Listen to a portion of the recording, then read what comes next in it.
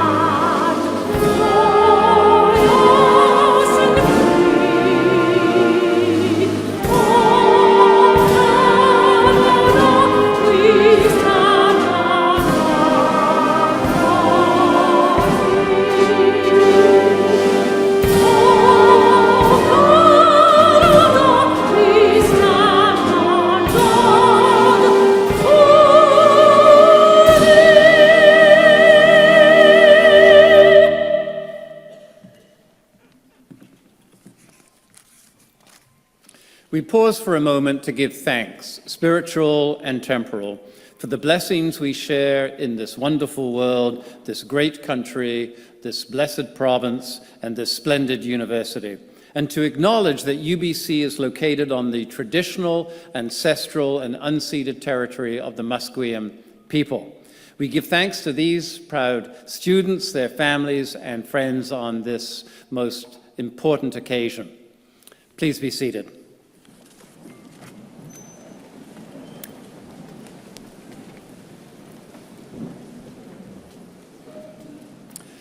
So welcome again, and thank you, President Piper, distinguished visitors, and members of the Platform Party.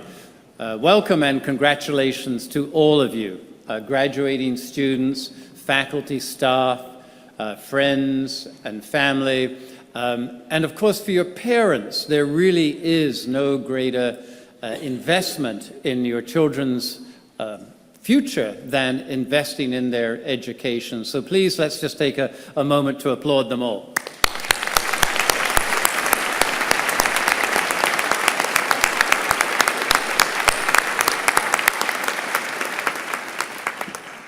As UBC celebrates its 100th anniversary, my message today to you is about the importance of celebrating and learning from our history and heritage. Indeed, there's a special note of distinction for today's congregation ceremony, because UBC's first ever graduation ceremony convocation was held exactly 100 years ago in the spring of 1916. So that actually makes you the final graduating class of UBC's first century. In 1916, there were just 40 graduates. And in his invocation to that initial graduating class in 1916, UBC's first president, Frank Westbrook, exhorted students to make our province, our world, a better place in which to live. And almost half a century later, then President Norman Mackenzie said, "In some ways, our history is a record of perpetual frustration. We've never had enough staff, building, monies, or facilities of any kind. But we've always had the one surplus that is desirable, a greater demand for education than our facilities can cope with." So in spite of UBC having changed from a small provincial university with 40 alumni to today a global center of research and innovation with over 310,000 alumni, I really think that the words of President Westbrook and Mackenzie, those words were as relevant, or are as relevant today as they were when first said. We began life in temporary wooden facilities in Fairview, and today we have a magnificent university in one of the most beautiful sites in the world. And the future of UBC will be remarkable. Now, we may never be able to meet the demand that President Norman Mackenzie said, but our university will continue to grow and change as we meet the needs and expectations of a new world in a new century. And just as UBC is on the cusp of a new century, you too are on the cusp of a new beginning. You are our future. Of course, you will face challenges that perhaps at times seem a little bit daunting, but I'm very confident that each one of you will be capable of succeeding in making our world a better place in which to live.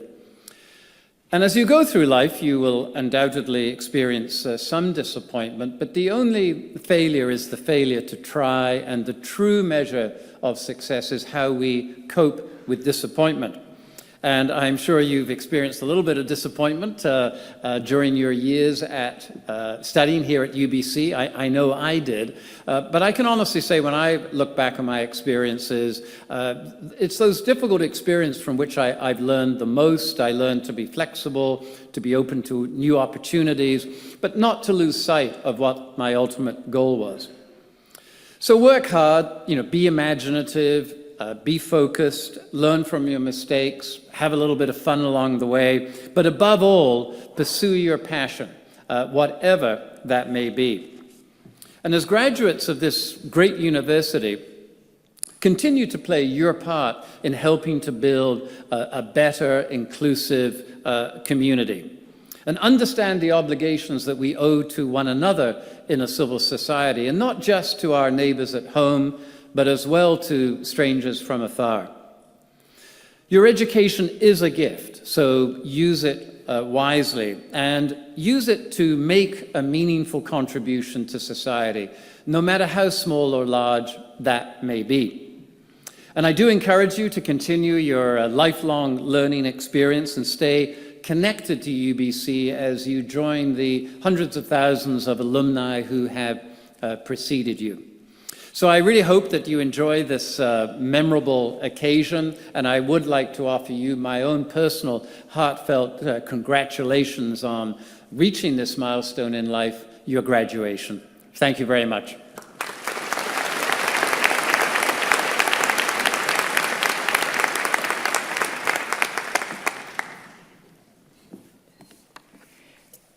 Thank you, Mr. Chancellor.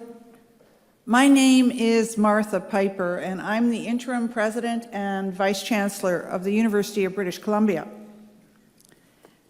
Now, as most of you know, this year we are celebrating UBC's 100th birthday.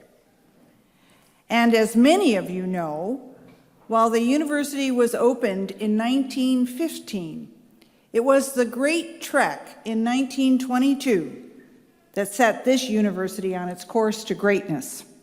On Saturday, October 28, 1922, 1,178 UBC students, almost the entire student body, marched from downtown Vancouver to right here in Point Grey to demand the provincial government of the day build this university.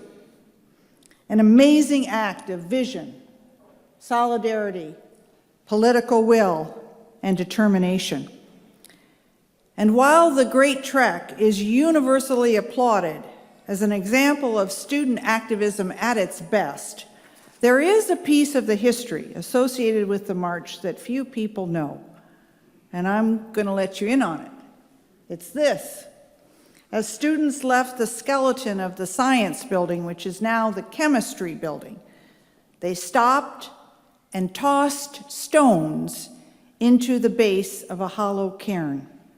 Stones representing not only their individual contribution to the march, but also their support for the building of a great university to serve the people of British Columbia, Canada, and the world.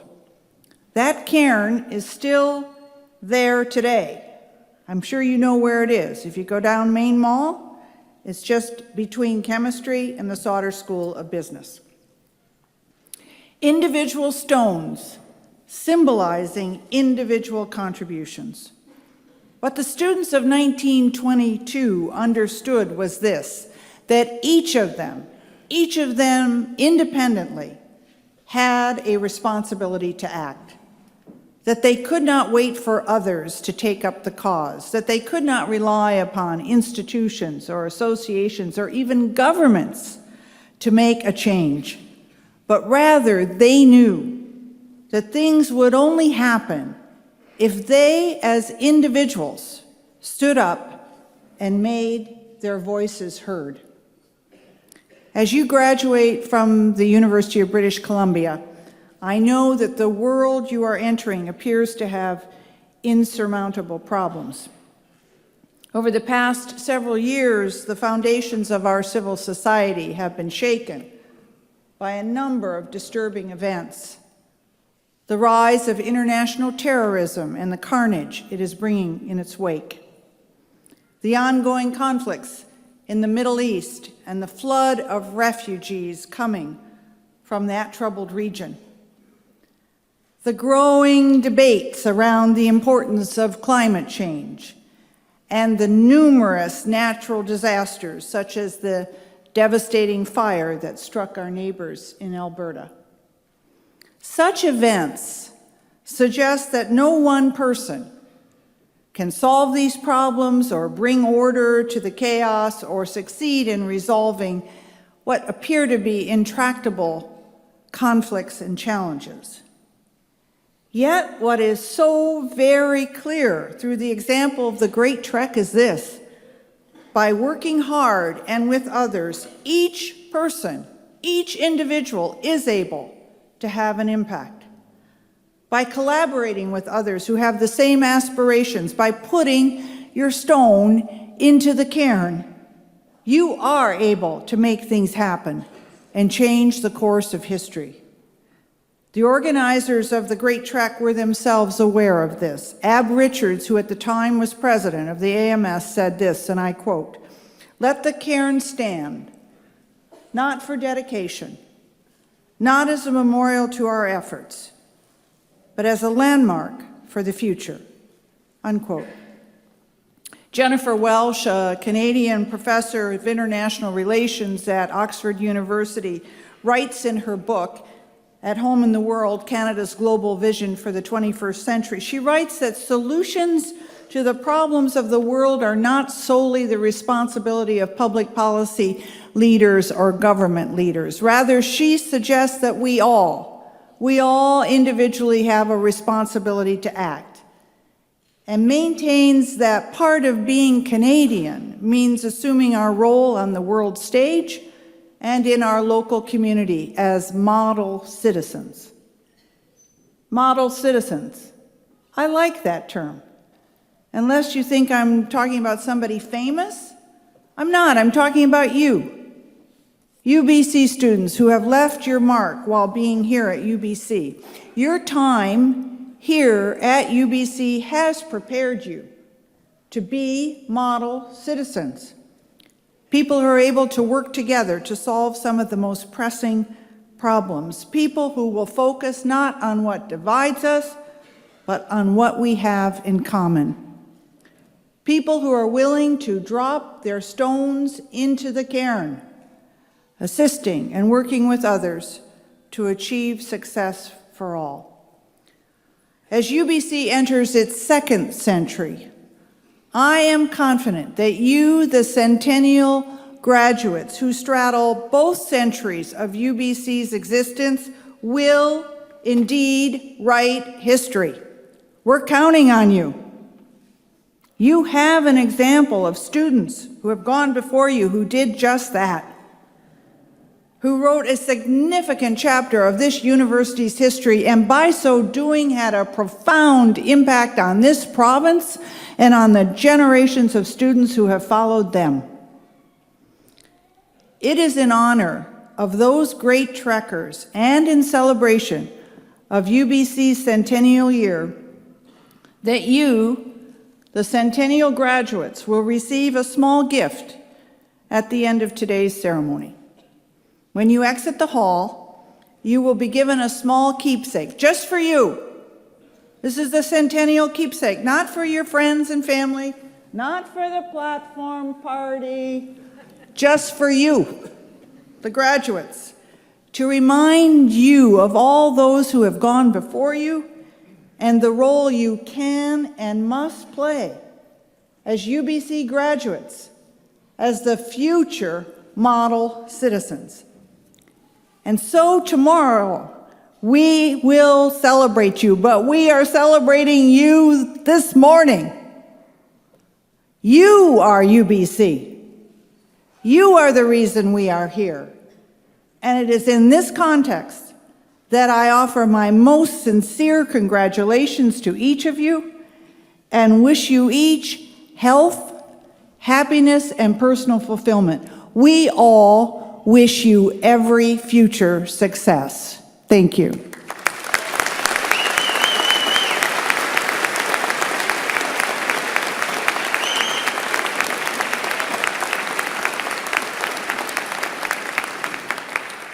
The tradition of the grad class gift to the university began in 1926 with the presentation of a trophy case designed to house athletic and literary awards. Since that time, each successive graduating class has chosen a gift or a series of gifts to enhance the university. I now ask Jacqueline Sue, member of the graduating class, to announce this year's gift to the university.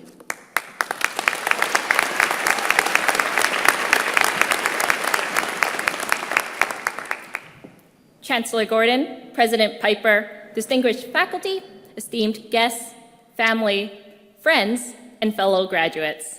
It is my honor to address you today as we gather together to celebrate and commemorate. When I applied to UBC Science, I thought I would be a suitable student because I wanted to cure rheumatoid arthritis, and I enjoyed the chaos of science. But this confidence did not last long. At first, I thought professors knew everything. I wanted to prove I could also do science by never asking dumb questions. Very quickly, I realized neither point was true. Scientists thrive in the zone of uncertainty by questioning everything. I have to admit, 4 years later, I still have lots to learn about being a scientist. But I am here to tell you we can all do science. That's why we are standing here today. On this campus, my naivety allowed me to dive into new opportunities head first without the burden of knowing how things are supposed to be. From team-based project courses to running the Rex mentorship program with the undergraduate research opportunities, I learned that success is a very convoluted path built around a community of scholars that help and challenge each other. Over these past couple years, I came to understand the value of our university. In light of this, I am pleased to announce the graduating class gift. This year, the graduating class is donating just over $20,000 toward the design and installation of an outdoor three-dimensional sign for the AMS student nest. This sign, accompanied by new lighting, will be housed on a knoll and stand as a point of welcome for the thousands of students, staff, faculty, alumni, and visitors.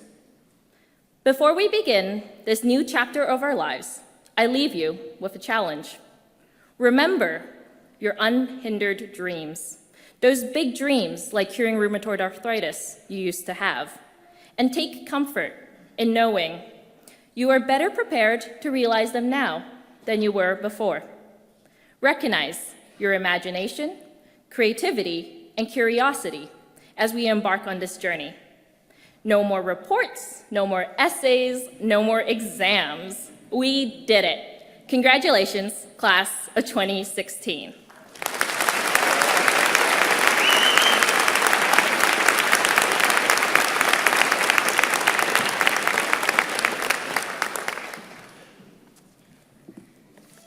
Thank you so much, Jacqueline, and thank you for announcing the class gift, and more importantly, thank you for choosing UBC and sharing with us that the real test of an education is not knowing the answer, but knowing how to ask the question. So, well done.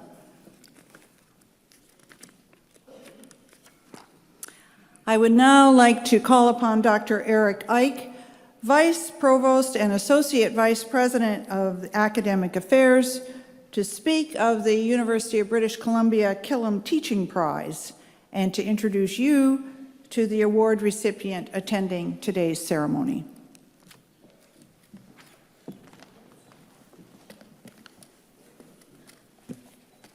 Thanks, President Piper, and good morning, everyone. The Killam Teaching Prizes are made possible by a generous donation to UBC from Dorothy and Isaac Walton Killam. Recipients are nominated by their colleagues, students, and alumni in recognition of teaching excellence. It's my privilege and pleasure this morning to introduce you to one of this year's winners of the Killam Teaching Prize, Karen Smith from the Department of Microbiology and Immunology. Ms. Smith, would you come forward, please?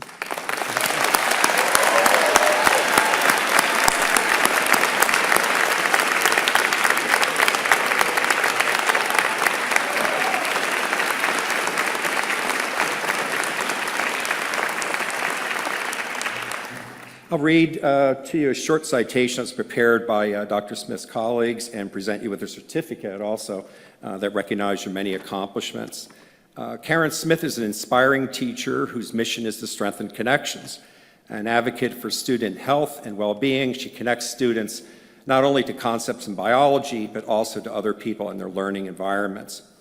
Karen is a key contributor to several education research projects, including the UBC Flexible Learning Initiative and the Carl Wyman Science Education Initiative.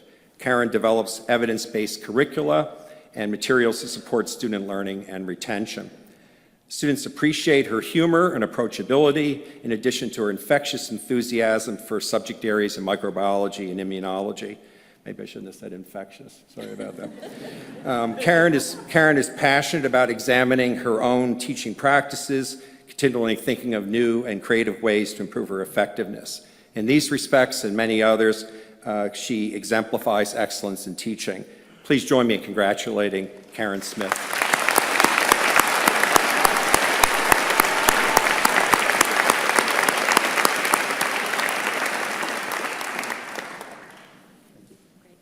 Thank you.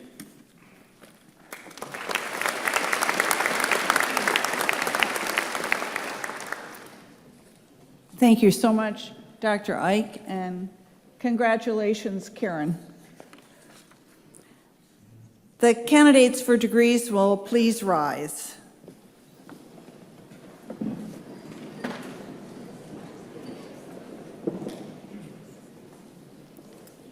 Mr. Chancellor, I have the pleasure of presenting the candidates for degrees who have successfully completed their studies and fulfilled the conditions the university has set for them. The Senate of this university recommends them to you for the degrees that will be announced by a representative of the faculties. As each degree is officially conferred, the dean or representative of the faculty, and in the case of graduate degrees, the dean or representative of the Faculty of Graduate and Postdoctoral Studies, will congratulate the student. Annie Wong and Ugrani Yu, members of the Alumni Association, will present each student with an alumni handbook and a special invitation to visit their new home for life, the Robert H. Lee Alumni Center. The candidates may now please be seated.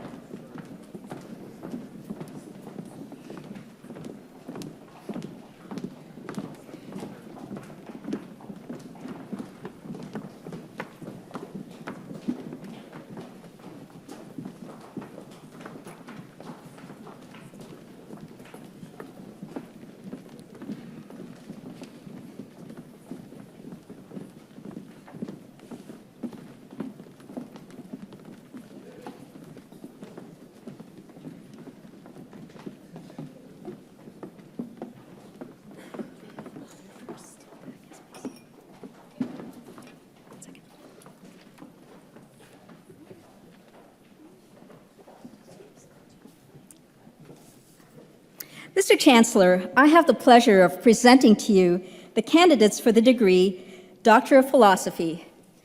Nicole Jeanette Affican. Dr. Affican studied microbiology and immunology.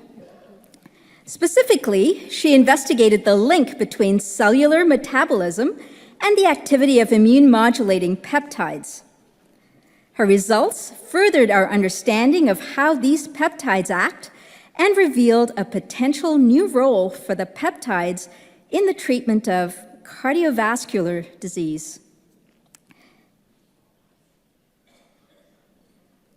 Dr. Affican.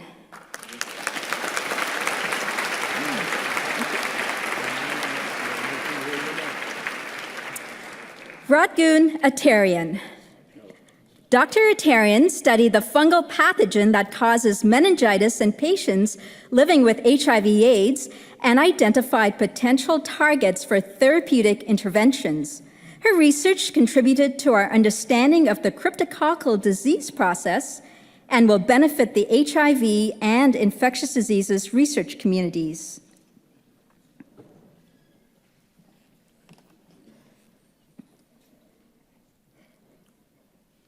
Dr. Atarian.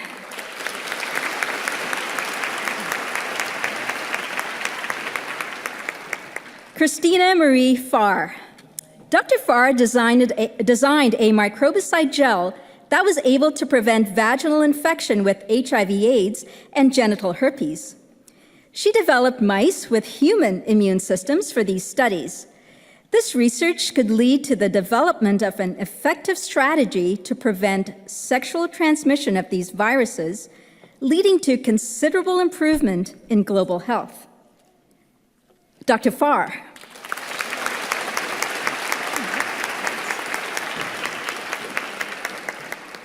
Mark John Kobilars. Dr. Kobilars studied specialized iron chelators of the human superbug Staphylococcus aureus. His studies showed how the production of these chelators is linked to growth and revealed a unique approach for bacterial survival in blood. This research opens new prospects for diagnostics for Staph aureus. Dr. Kobilars.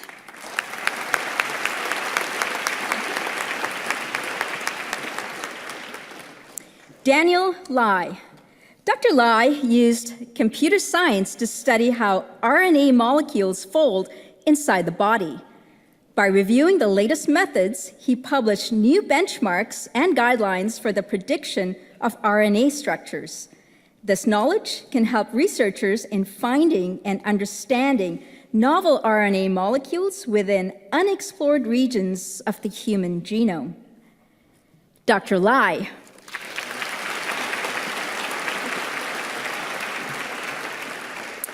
Amelia Lee Yan Lim.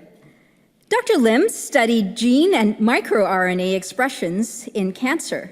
She discovered patterns that are associated with cancer development and treatment resistance. Her results can be used towards the design of diagnostic tests to identify patients who are unlikely to respond to standard therapy and may be better served with more aggressive and experimental therapies. Dr. Lim.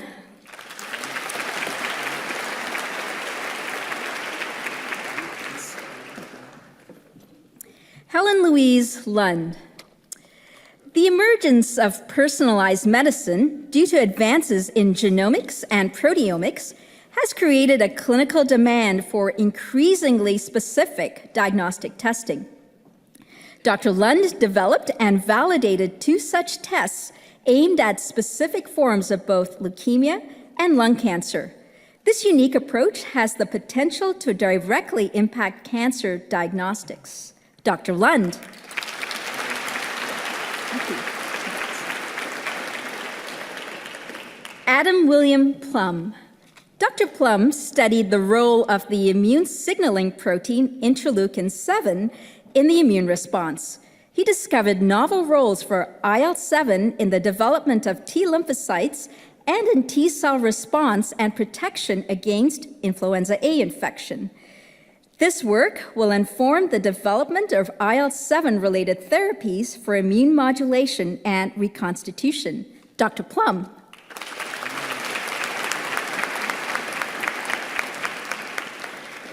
Andrew Justin Latham Roth. Dr. Roth developed statistical models for studying the genomes of cancer cells. These models have been widely applied in the cancer genomics community to study the evolution of tumors. This work contributes significantly to our ability to diagnose and treat cancer.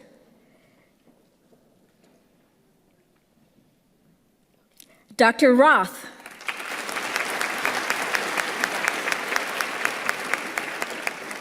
Anthony Jihei Tang. Dr. Tang's thesis work focused on the identification of cellular signaling pathways involved in diseases like cystic fibrosis and cancer. His research has shown that key inflammatory molecules can be manipulated to improve existing treatments. Dr. Tang.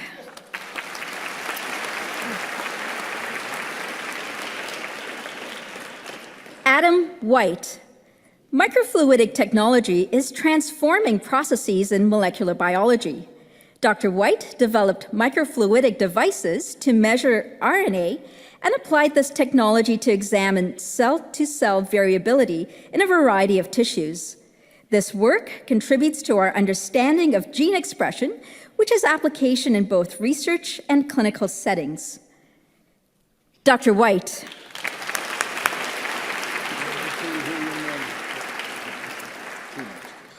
Mr. Chancellor, I have the pleasure of presenting to you the candidates for the degree Master of Science. Shreyas Rangan.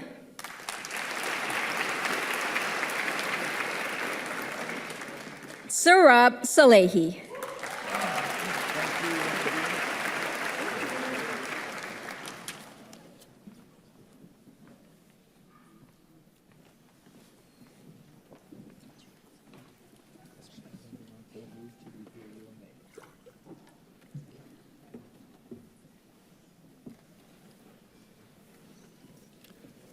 Mr. Chancellor, I have the honor of presenting candidates for the degree Bachelor of Science. Li Yao Cheng.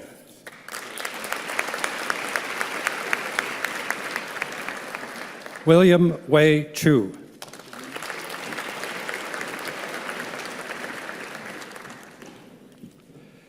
Rebecca Fu.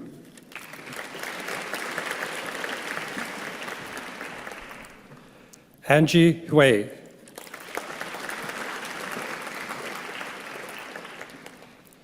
Christopher Nyquist Jensen.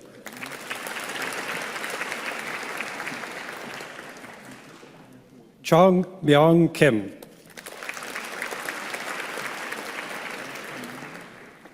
Jun Soo Kwon.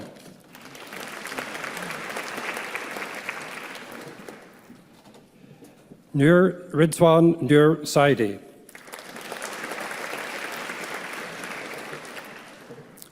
Olivia Sawatsky.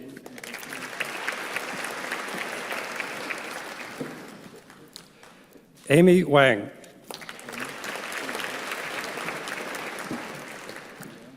Fiona Wong.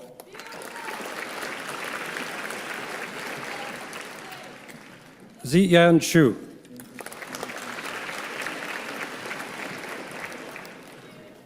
Yu-Ting Chen.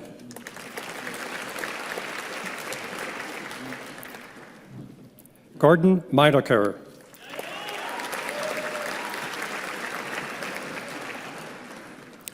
Vrinda Ori.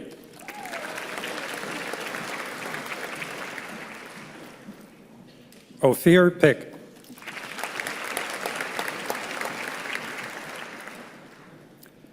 James Shee.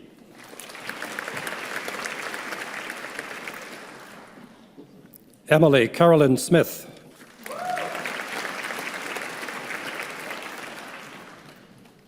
Arya Avani.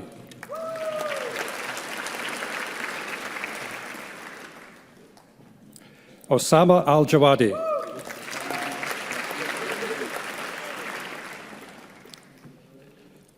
Emily Elizabeth Allen.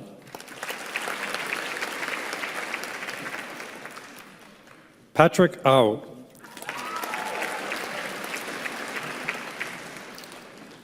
Yu Bai.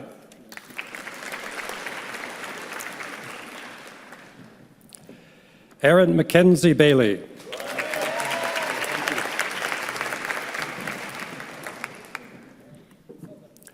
Federico Bolaños.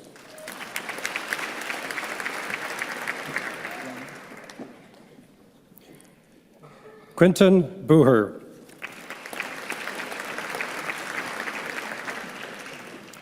Brennan Jeffrey Chan. Patrick Chan.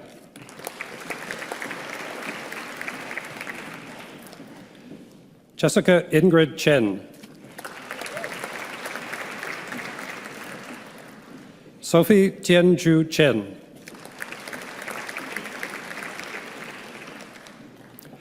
Lok Chung.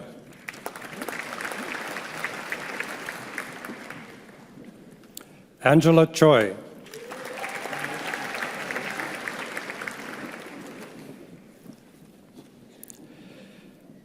Shamim Imtiaz Chowdhury.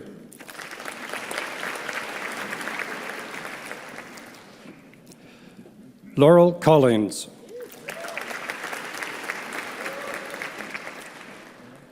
Hermine Kaur Dillon.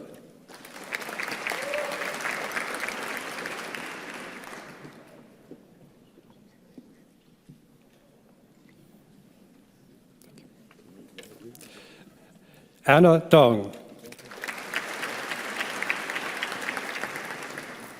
Stephanie Duncombe.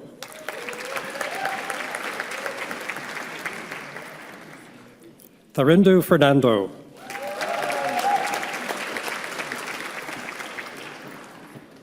Ethan Fortes.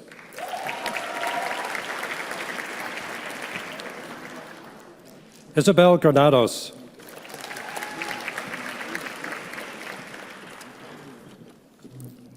Jasdeep Kaur Gruel.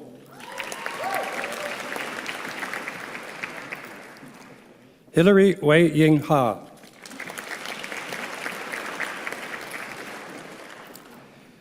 Melody Hugh.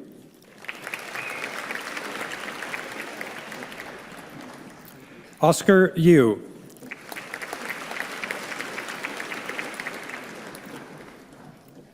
Nabil Kamdar.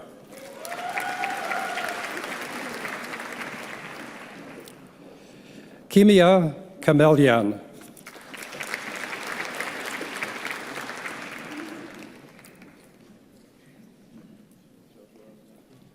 Mansi Kajuria.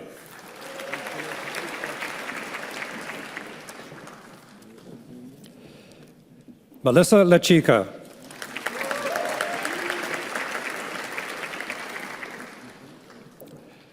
Sharon Lee.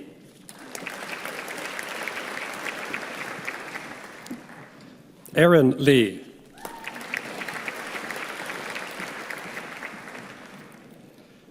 Jody Lee.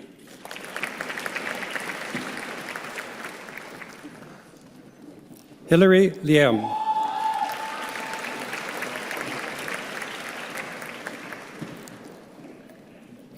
Kevin Liu.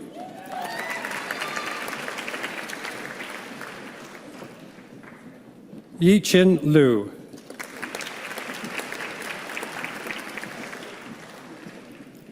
Nikita K. Minhas.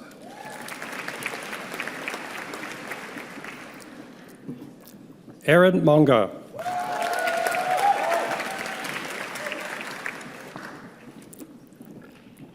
Harjot Nijar.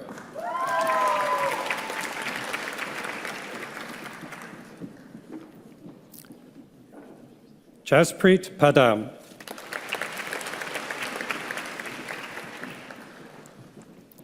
Catherine Palme.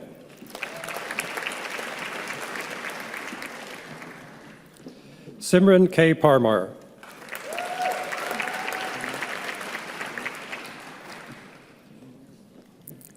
Pranitha Patluri.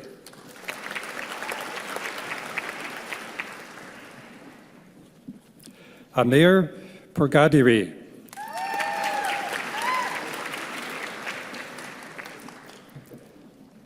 Cullum Quirk.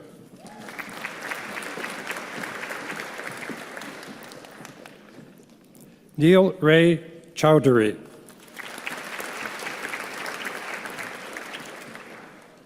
Julie Rosenfeld.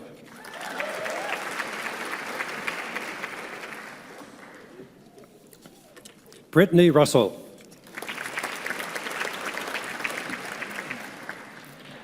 Taylor Scott.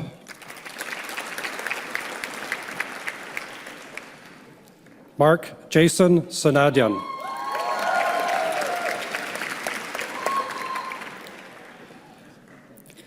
Kimia Shahangian.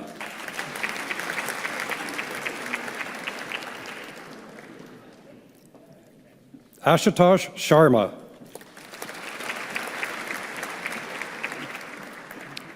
Manraj Singh Sidhu.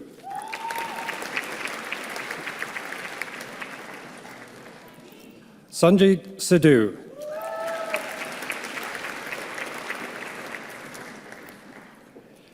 Carlo Miguel Villavicenciosi.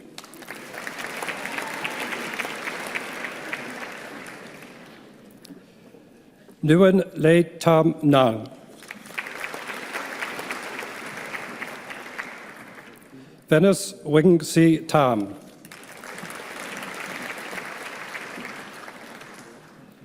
Ajanthony Tharmaratnam. Bobo Tong.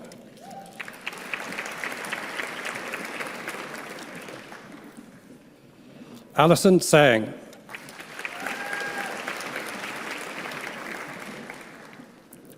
Avani Varshney.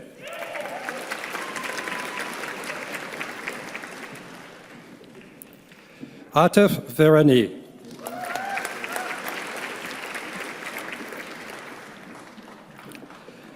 Weilin Wong.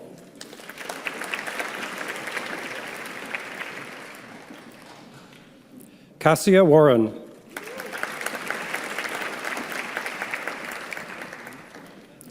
Rachel Lynn Webster.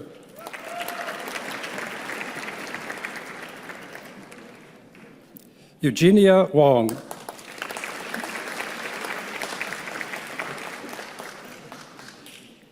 Bianca Young.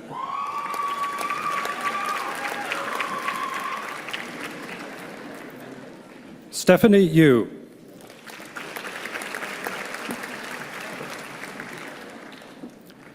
Chia Ying Chung.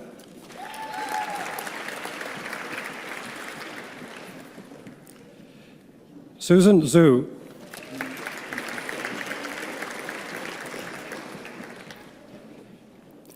Ji-Yoon Park.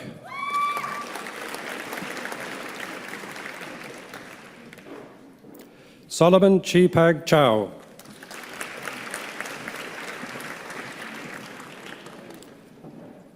Scott Chi-Chun Lien.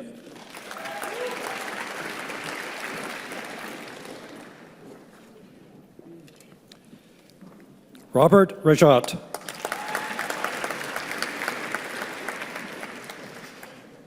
Jacqueline Su.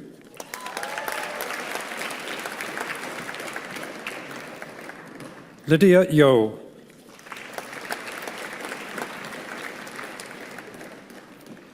Jiwan An.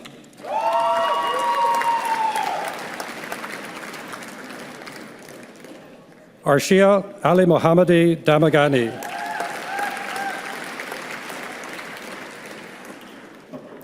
Ian Backstrom.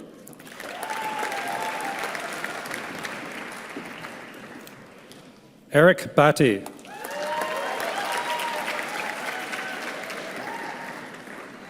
William Bremner.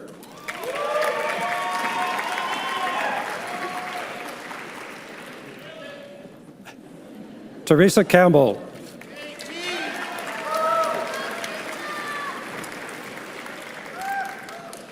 Priscilla Yan-Ping Chen.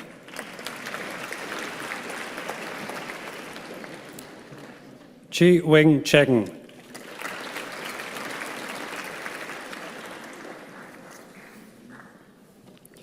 Ya Ji Jiang.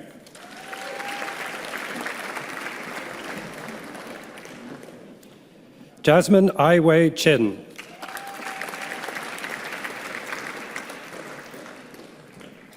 Tanya Danoa.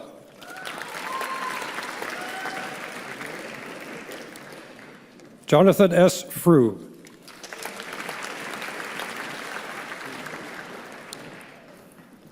Jose Emmanuel Gozon Ghana.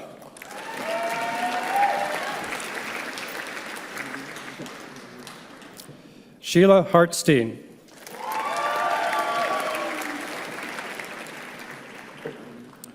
Sarun Ho Hang Ho.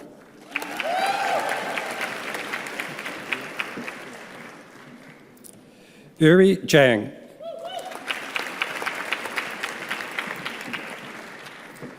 Ian Hunter Johnson.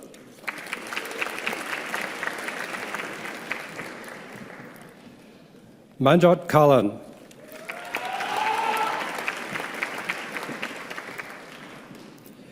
Dasam Kim.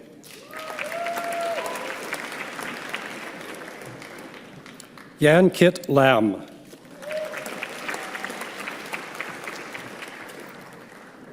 Serena Sue Jun Lin.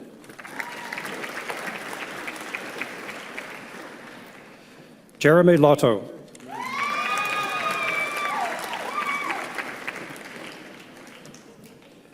Eva Luan.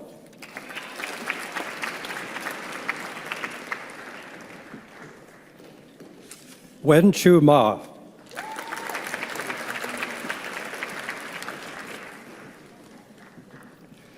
Gunjan Mapunkur.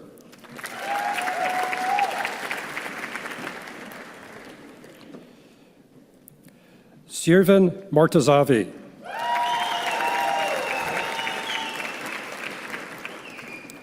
Joseph Murillo.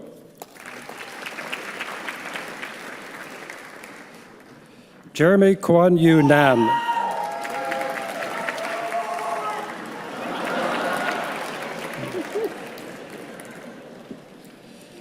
Avery Palmer.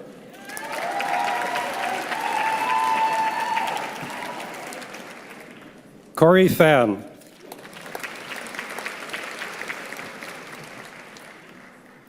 Gurdeet Rana.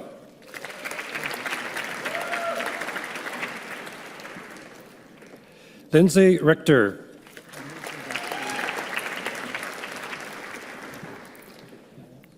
Rami Alessi Slama.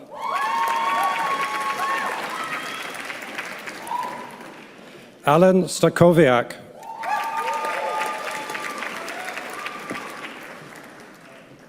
Nathaniel Susillo.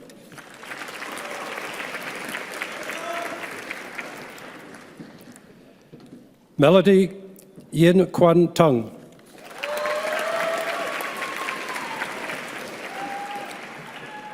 Brian William Vickers.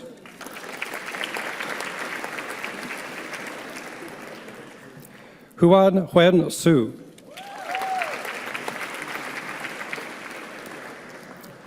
Peter Shu.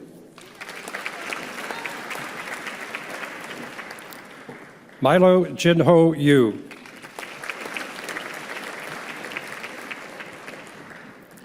Raisa Zuara Zaman.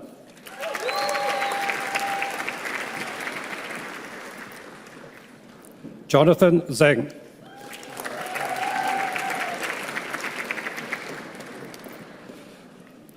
Sybil Liana Di Prieto Go.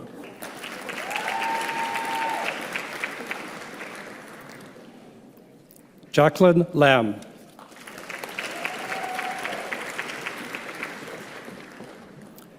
Andrew Michael Sue.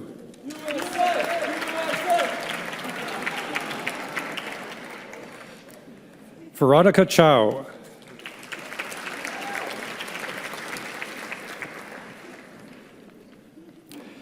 Hatem Hanafi.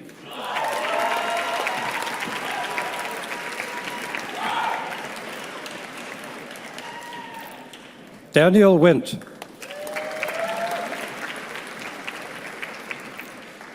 Jessica Lee.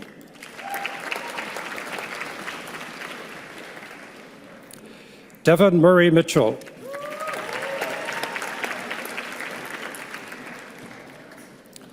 Wenju Zhu.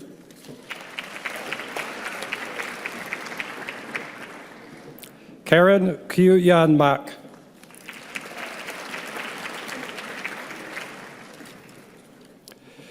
Marie-Claire Veyu Fopiano.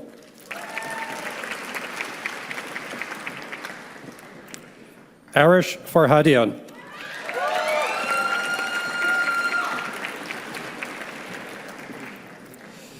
Jesset Goldwire.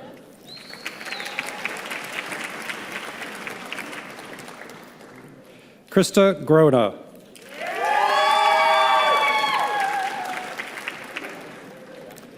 Hilary Oxley.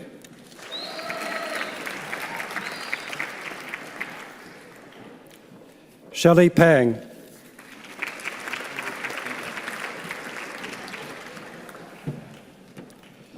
Nora Paul.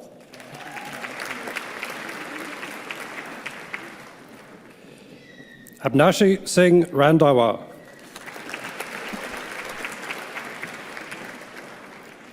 Kathy C.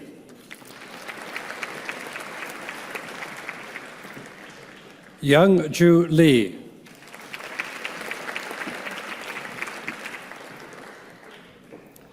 Manjot Sahota.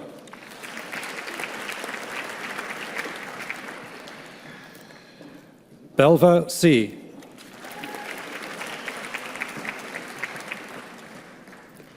Paul Lee.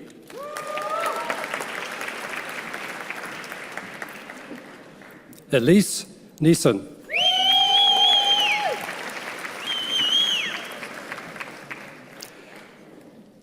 Janny Tran.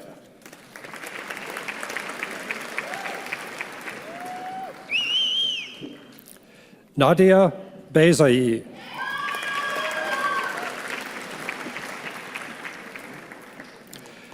Maral Alton Badralt.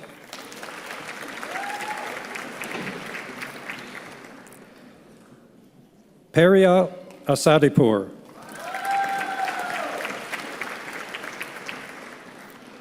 Jenna Baines.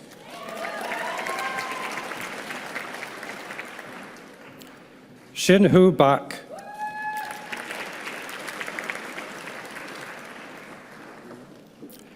Sharon Basson.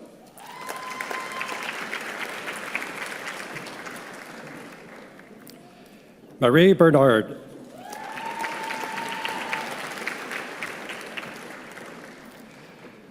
Adel Carter.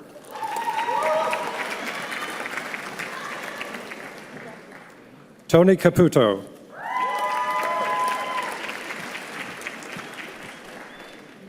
Lakian Amy Chan. Stephen Chima.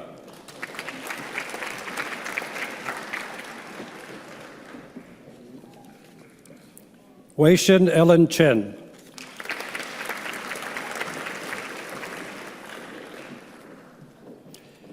Yu Chen.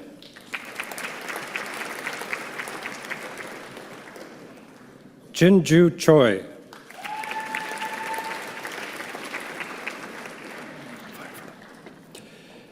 Samuel Choi.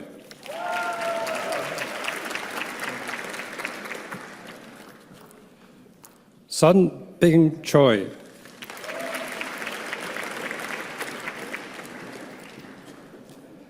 Alana Nicole DeMello.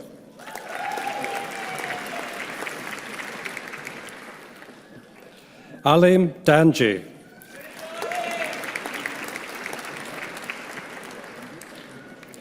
Bertha Isel Flores Ruiz.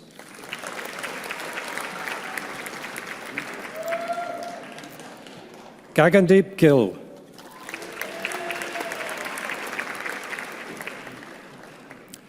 Louisa Rianne Hadley. Andrew Hefford.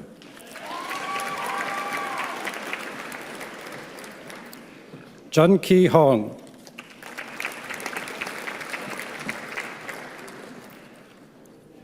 Sophia Hugh.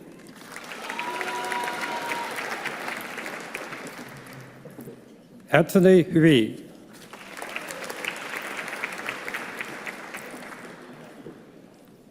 Singh Hugh Jegal.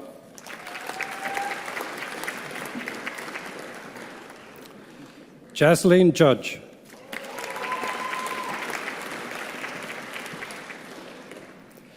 Nakisa Kiai.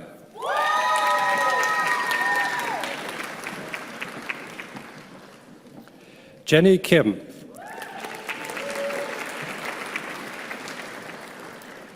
Wen An Ko.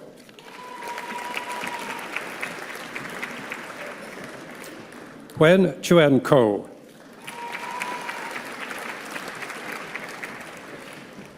Nicholas Kokan.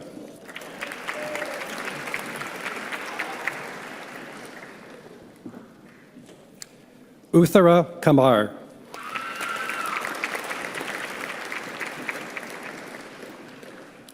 Helon La.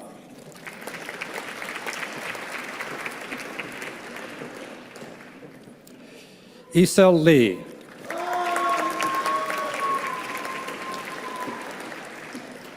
Justin Lee.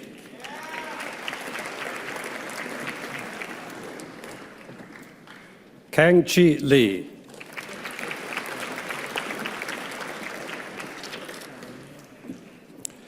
Kristen Lee.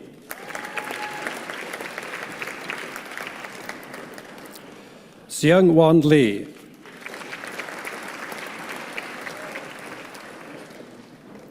Dixon LaRue.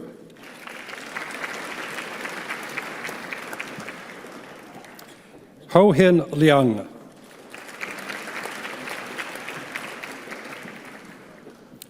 Lincoln Lee.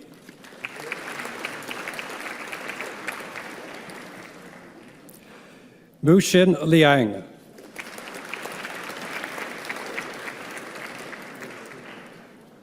Rubina Lowe.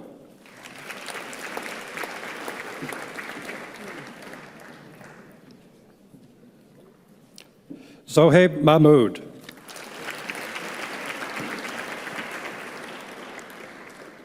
Sepand Moalej.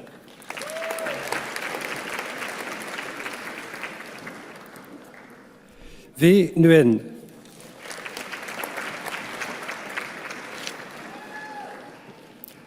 Alex Pang.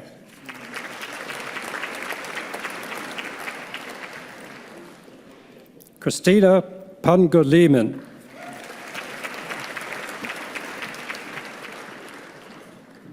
Sang Ji Park.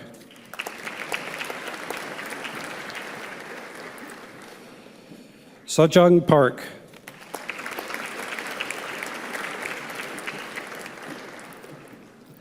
Natasha Parkinson.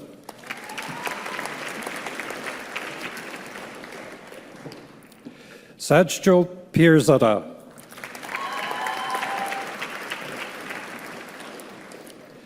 Gersharn Kaur Sandhar.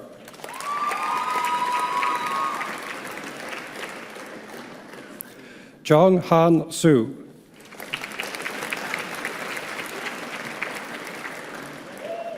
Gurvinder Sudan.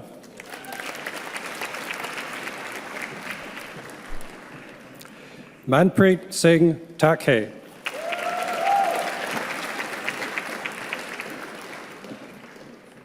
Felix Tang.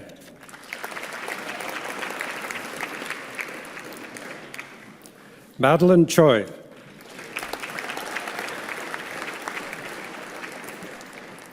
Komal Verk.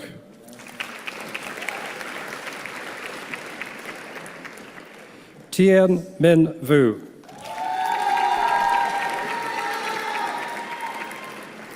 Alex Ho Yin Wong.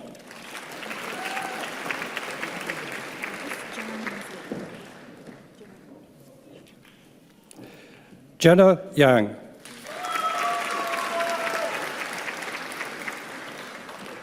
Roy Yang.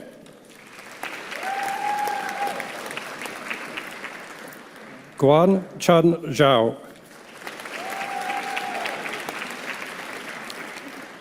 Siada Lai.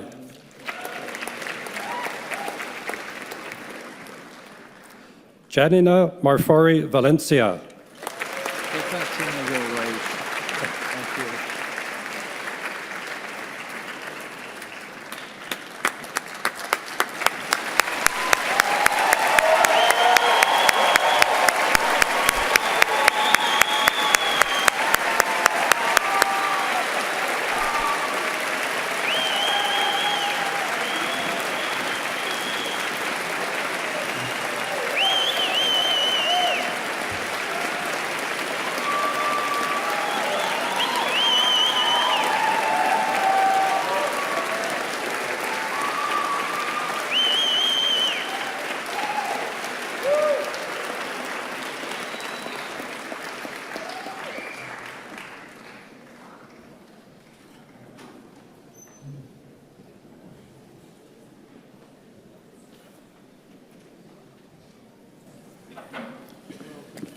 For those graduates who have just crossed the stage today, as well as for those who are unable to make today's ceremony, I hereby admit you to the convocation of UBC.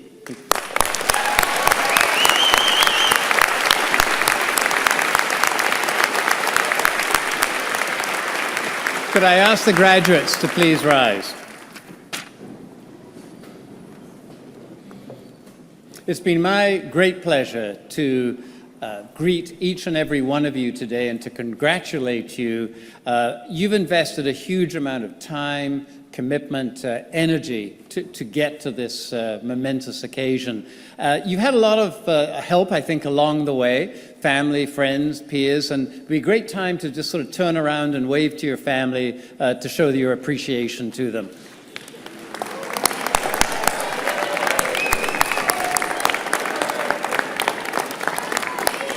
And how about a round of applause for the faculty on stage?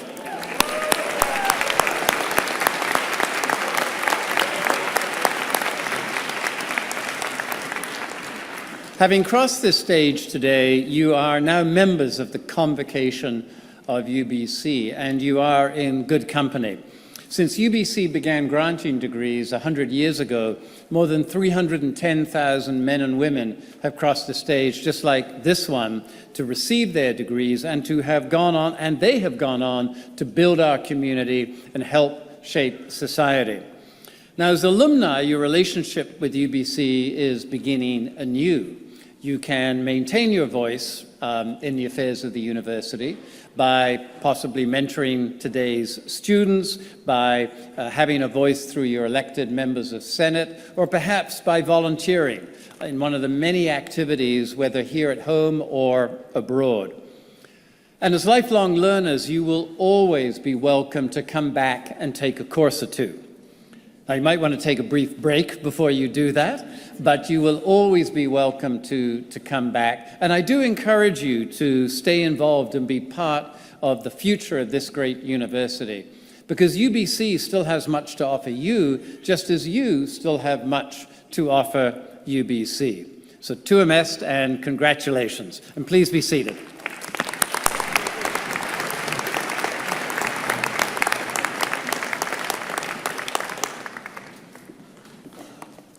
Thank you, Mr. Chancellor.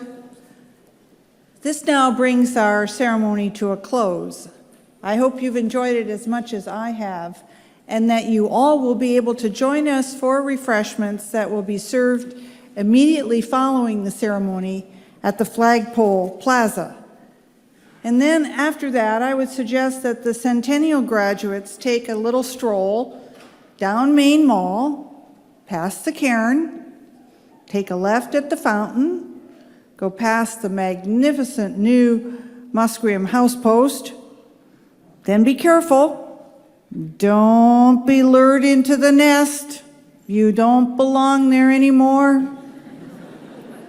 You need to go right into the building next door to the nest, which is the Robert H. Lee Alumni Center, your new home for life, and there you'll be welcomed by fellow alumni who will also present you with the most important alumni card.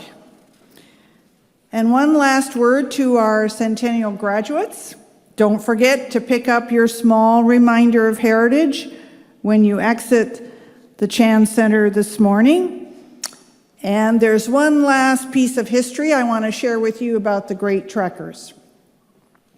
It's said that after the Great Trekkers did their cairn ceremony, some of them strolled over to get a hot dog at an entrepreneurial hot dog stand that had been just set up by the cairn. So for those of you who might be interested in reliving history, UBC Food Services has set up an entrepreneurial hot dog stand right at the Flagpole Plaza. But I should, remind you and warn you that hot dogs no longer cost 25 cents. I would ask that guests please remain in your seats until after the academic procession has left the building. I want to thank you all once again for joining us this morning for this wonderful, very happy celebratory occasion. And I know you'll join me in once again congratulating the 2016 Centennial graduates of the University of British Columbia.